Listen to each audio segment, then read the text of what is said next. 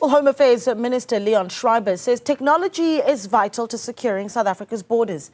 Body cameras and drones will now be used over the long Easter weekend and beyond. This is, of course, to prevent illegal crossings and corruption. Newzroom Afrika's Mnisi has more. South Africa's borders are often referred to as porous. This is a reference to the country's illegal migration problem. The unauthorized crossing of the borders happens every day, but its peak is usually seen during public holidays like Easter.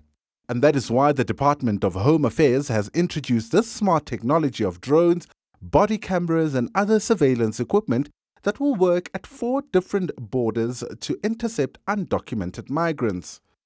These drones launch within 15 seconds. If there's any indication that they are required or if there's a disturbance, they will be in the air immediately. They have thermal vision detection.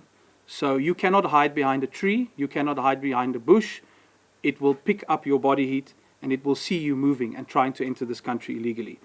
It has long-range zoom that can see up to 1.24 miles into the distance. And of course, it has a very advanced camera that is able to record and detect movements. Schreiber describes it as a revolution in the country's border management system. But there are shortfalls such as crumbling infrastructure.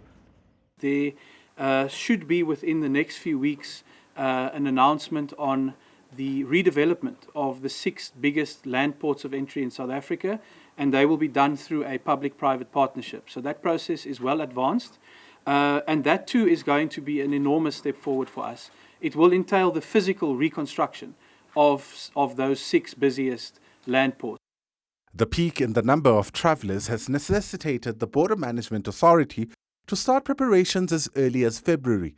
The culmination of those plans and deployment of the drones and other resources will start early next week. Part of the planning phase include conducting situational analysis at the ports of entry as well as at the regional level for the purposes of determining the specific needs of each port.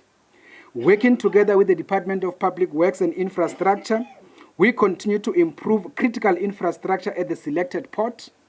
In this regard, we will be deploying additional equipment such as water tankers, generators, additional ablution facilities, as well as other critical utilities from the 15th to the 24th of April in 2025. There's also been an agreement with neighbouring countries to extend operating hours at certain borders. In this Easter period, we engaged with our counterparts, effectively our neighboring countries. Here we talk about Lesotho, we talk about Zimbabwe, Mozambique, Eswatini, Namibia, as well as Botswana. We have agreed to extend some operating hours at certain critical ports, which are effectively not operating on a 24-hour basis. As a result, the chairperson of the Interministerial Consultative Committee on Border Management, who is also the Minister of Home Affairs, Dr. Leon Schreiber, had approved our request to extend these operating hours at the selected port of entry.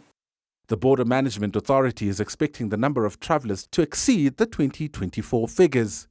For Newzroom Afrika on Channel 405, I'm Mnisi in Pretoria.